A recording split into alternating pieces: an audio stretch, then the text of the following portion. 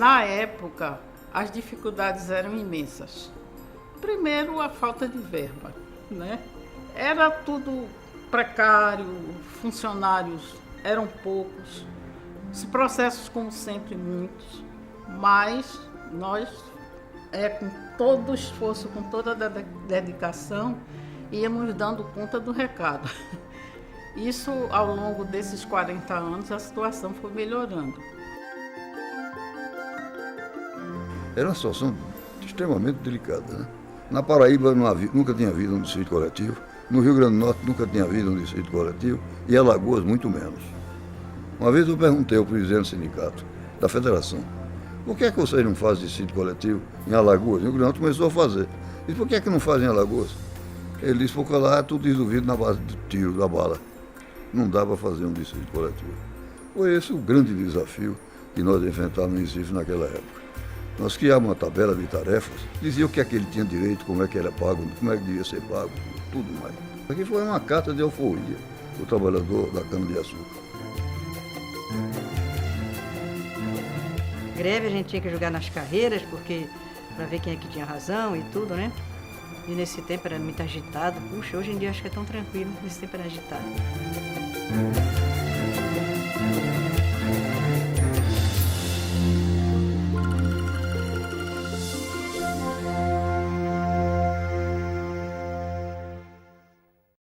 Naquela época eu fazia um discurso muito comprido, fiz fazer um relato assim da minha vida como juiz do trabalho, né?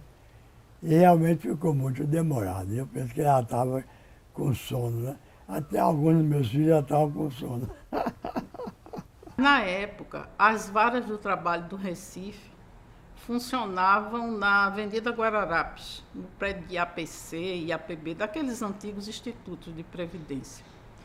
E o tribunal funcionava em 2 andares do edifício JK, na Dantas Barreto.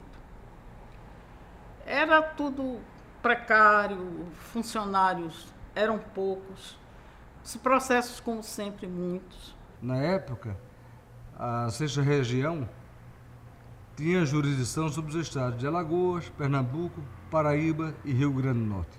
Muitos colegas eram frequentemente deslocados para atuar em Macau, Mossoró, Penedo, o que trazia algumas dificuldades, né?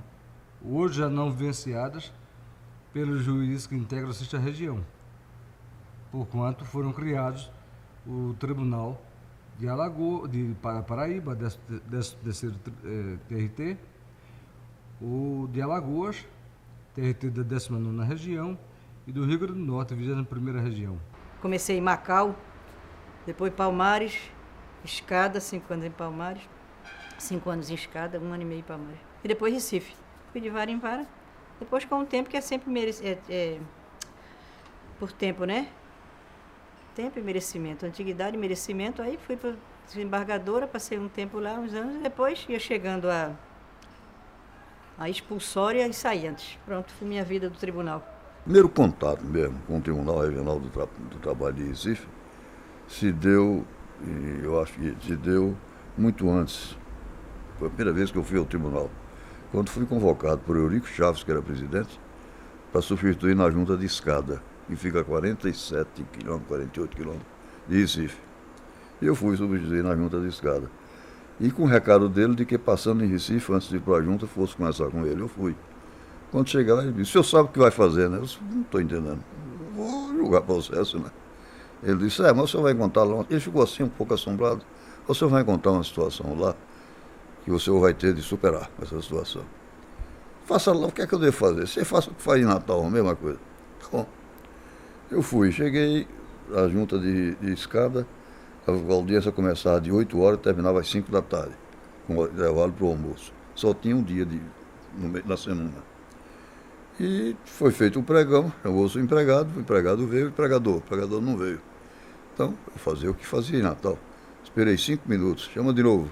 Chamou de novo, o empregador não veio. Aí eu disse, revelia. E que revelia, julguei o processo, revelia. Quando eu fiz isso, todo mundo protestou, inclusive o vocal dos empregados. Mas aqui nunca houve revelia. Como nunca houve revelia? Nunca houve revelia.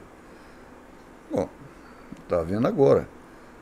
O que é que a gente vai fazer? O advogado, o senhor não faz nada, o senhor é advogado. Quem vai fazer é o advogado da parte, deve recorrer para Recife. Bom, saiu, quando foi mais tarde, quando eu estava já terminando a audiência, perto do almoço, chegaram vários dirigentes sindicais. Presidente do sindicato, vieram falar comigo. Doutor, nós queríamos que o senhor nos ajudasse.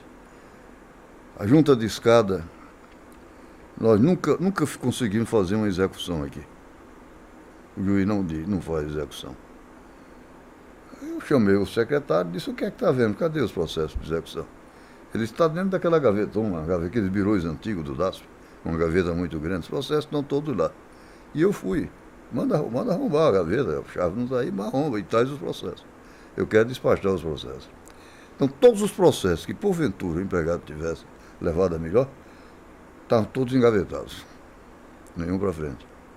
Eu tirei tudo e mandei executar por portaria, para não assinar um por um, fiz uma portaria citando o número dos processos e mandando executar. E o secretário, que era um homem ilustre, era George, me lembro bem dele, George disse, mas presidente, eu nunca fiz uma execução, não sei como é. Eu disse, então tudo bem, eu vou trazer de Natal um processo com execução, que começa a execução e termina, e você faz por ele. Pega todos os documentos e faz por ele. E eu, conversando com o presidente do sindicato, disse, agora não estou entendendo, por que o senhor não reclamou isso antes? Só agora que o senhor vem reclamar, já tem não sei quantos anos, nunca houve uma execução nessa junta. Aí ele disse, doutor, o último presidente que eu sucedi no sindicato morreu com 8 facadas. E segundo a polícia, ele se suicidou com 8 facadas. Ele se suicidou com 8, como suicídio, a polícia deu como suicídio. Isso, preciso ver, que foi em 1964. Abril, maio de 1964. Então, a partir daí, eu comecei a compreender o problema de Recife, os desafios que a gente tinha de enfrentar no futuro em Recife. Era exatamente esse. Você, de um lado, tinha o pessoal de esquerda, do outro lado, tinha o pessoal de direita. E você tinha de tomar a posição. Infelizmente é isso, tinha de tomar a posição. Bom, essas greves dos canavieiros que nós temos todo ano. Todo ano tem uma greve de canavieiro. E eu fiquei especializado nessas greves. E procurar fazer, eu organizei uma planilha, né? E procuramos fazer com que as greves durassem o mínimo possível, inclusive que havia preocupação do governo, o governo militar, né? O governo militar tinha muito receio que uma greve dessa se espalhasse e se transformasse numa verdadeira revolução. Então eles tinham preocupação que fosse decidido logo. Isso no futuro me ajudou muito, porque como eu tinha ajudado a essas greves a se resolver rapidamente, isso em benefício também dos próprios trabalhadores, né? Porque eles perdiam dias, né, de greve, discutia-se muito se tinha direito a receber os dias de greve ou não. Então, se esses dias de greve fossem curtos, eles pediam pouca coisa. Nós começamos uma campanha salarial aqui no estado de Pernambuco em 79, quando assumi a federação em 72 e 79, nós fizemos uma campanha salarial muito forte aqui no estado de Pernambuco. Foi a primeira no estado depois do golpe de 64 e no campo foi a primeira aqui em Pernambuco, no Brasil inteiro. Na primeira negociação em 78, 9, nós conseguimos uma negociação com a classe patronal. Em 80 já não consegui mais. Não houve a negociação e nós já tivemos a necessidade de botar para a Justiça do Trabalho em dissídio coletivo. E foi muito importante naquele período porque resultados que foram obtidos no julgamento do dissídio coletivo, no tribunal, para os trabalhadores foi muito bom, porque a gente não conseguia, naquele período, a negociação em mesa com os patrões. Salário família não existia para o trabalhador rural, só existia para o trabalhador urbano. Então, nos primeiros dissídios importantes aqui na região, foi estabelecido por Pernambuco o direito ao salário família ao trabalhador do campo. E os empregadores, muitos deles respeitavam essa norma, porque se tratava de uma decisão do tribunal. Embora, reconheço, não existisse uma fonte de custeio, mas era o respeito a uma decisão que foi construída pelo tribunal para apaziguar as relações no campo. Este foi o primeiro marco, no meu entender, mas que vem de uma evolução grande. A Justiça do Trabalho, ela cresce quando há um desenvolvimento econômico do país e cresce também em importância quando há uma recessão, quando há uma situação econômica que impõe a busca dos trabalhadores aos direitos mínimos para assegurar, às vezes, sua subsistência. Greve a gente tinha que jogar nas carreiras, porque para ver quem é que tinha razão e tudo, né? E nesse tempo era muito agitado. Puxa, hoje em dia acho que é tão tranquilo, nesse tempo era agitado. Havia muita reclamação, mas inicialmente tentávamos fazer um acordo. Então, quando não era possível, então fazíamos a instrução do processo e dávamos a sentença, mas sempre naquela tentativa de resolver a coisa amigavelmente. É uma coisa maravilhosa a gente abrir e ver a luta dos canavieiros na época, o que era, o que se conseguia através dos dissídios, o que se conseguia através das convenções coletivas, porque embora eu não participasse do julgamento dos dissídios, mas era eu que julgava as questões pertinentes ao cumprimento de dissídios, né, como juiz de primeira instância. As greves eram constantes, a insatisfação também, mas também nesse sentido evoluiu o direito do trabalho e a aplicação da justiça. A grande questão da época era o maniqueísmo. Era de um lado o pessoal de esquerda, do outro lado o pessoal de direita. E quem demarcava nitidamente essa posição eram os senhores de engenho. Os canavieiros de um lado, os patrões de um lado, o empregado de um lado e os patrões do outro lado. Né? Todo mundo tomava um partido a partir dessa concepção.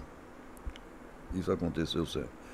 Os dissídios coletivos, eles inclusive tiveram repercussão não só no Estado, mas repercussão nacional, porque mostrava em nível nacional que a luta dos trabalhadores de Pernambuco não estavam mais sob a tutela do Ato Institucional número 5 ou submetido às leis de segurança. Era uma nova ordem que as lutas trabalhistas possibilitavam. Na época a gente fazia o dissídio e a gente fazia pela lei de greve, né? Cumpria a lei de greve, e quando instalava o dissídio, quando havia a acordar negociação, a greve também instalava a greve, e quando ia para o tribunal, a greve já estava deflagrada no campo. E o tribunal agia com muita rapidez a questão da agilidade das audiências, e não passava mais de 8 dias para a instalação de julgamento do dissídio coletivo. Dissídios coletivos até com 130, 140 cláusulas. Eu ficava de 9 da manhã até 3 horas da madrugada. Do Bandep, quantas e quantas vezes eu fiquei solucionando questões que a sociedade às vezes não tinha conhecimento, porque estava 3 horas da manhã, o jornal estava fechado já. Os sindicatos representativos dos empregados descobriram de repente a força do dissídio coletivo. Então não foi fazer uma greve. E essa greve reivindicavam o que queriam, os seus direitos. E depois de algum tempo essa greve durava, às vezes tinha êxito, às vezes não tinha êxito. A que teve mais êxito foi a greve dos trabalhadores na indústria do açúcar. Os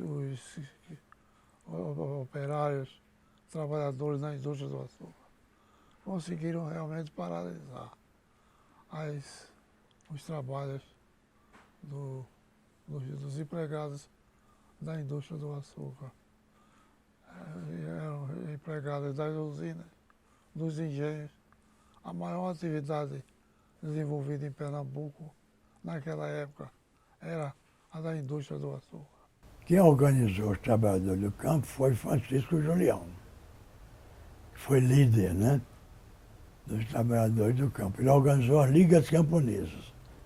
As ligas camponesas é que organizavam essas greves. Ele organizava as greves, né? E nós procurávamos fazer com que as greves fossem resolvidas mais rapidamente, em benefício dos próprios trabalhadores, porque se a greve fosse prolongada, e naquela época o Tribunal Superior entendia que não, o grevista não tinha direito a receber os dias parados. Então, se prolongasse muito, os grevistas perderiam os dias parados. E a Justiça do Trabalho vem exatamente normatizar essas relações e vem estabelecer um novo campo de direito para os trabalhadores e, ao mesmo tempo, fazer ver aos proprietários a necessidade de que eles precisam se modernizar dentro das próprias condições do desenvolvimento das relações de produção no campo. Eu não consigo dissociar a criação da Justiça do Trabalho da abolição da escravatura. Para mim, do ponto de vista histórico, é até muito próximo e veio justamente a dar margem a transformar aquelas pessoas que estavam fora da sociedade do ponto de vista dos direitos, os escravos mais especificamente. Foi a Justiça do Trabalho que veio a permitir, primeiramente, uma estruturação no sentido de se considerar cidadãos na plenitude de seus direitos e obrigações. Os trabalhadores rurais tinham muita confiança no tribunal aqui em Pernambuco. Uma experiência que, para mim, foi muito importante, aquele período de reinício das campanhas salariais dos trabalhadores rurais, canavieiros aqui em Pernambuco.